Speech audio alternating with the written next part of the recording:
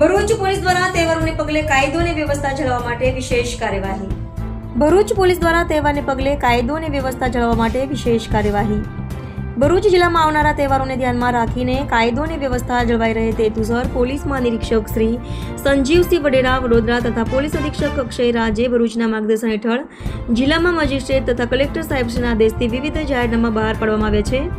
જાહેરનામા મુજબ શહેર તથા તાલુકાના વિસ્તારોમાં કેટલાક અસામાજિક તત્વો દ્વારા મકાન દુકાન ભાડે આપવામાં આવી રહ્યાની વિગતો પોલીસ તપાસ દરમિયાન સામે આવી છે. જાહેરનામાનું પાલન ન થવાથી કાયદો અને વ્યવસ્થા ખોરવાય તેવી શક્યતા હોવાથી ભરૂચ પોલીસ દ્વારા કાર્યવાહી હાથ ધરાઈ છે. આ કાર્યવાહી હેઠળ મકાન દુકાન ભાડે આપનાર માલિકોએ ભાડેદાર અંગેની માહિતી પોલીસ સ્ટેશનમાં આપવાની ફરજિયાતતા હોવા છતાં નિયમનો ભંગ કરતા કુલ 20 ગુના નોંધાયા છે. આ ગુનાઓ ભારતીય દંડ સંહિતા કલમ 223B મુજબ દાખલ કરાયા છે.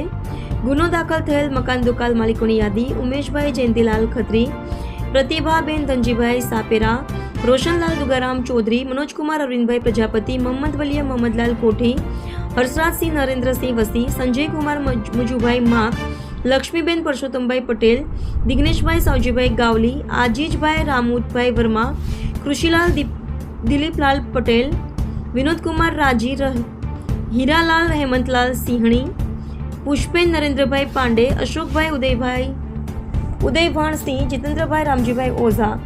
ભરૂચ પોલીસ તરફથી જનતા માટે અપીલ કરવામાં આવી છે કે તહેવાર દરમિયાન કાયદો અને વ્યવસ્થા જળવાઈ રહે તે માટે સહકાર આપવો તથા કોઈપણ પ્રકારની શંકાસ્પદ માહિતી તરત જ પોલીસને આપવી. ભરૂચ પોલીસ તંત્ર સતર્ક રહી કાયદો વ્યવસ્થા જાળવવા પ્રતિબદ્ધ છે.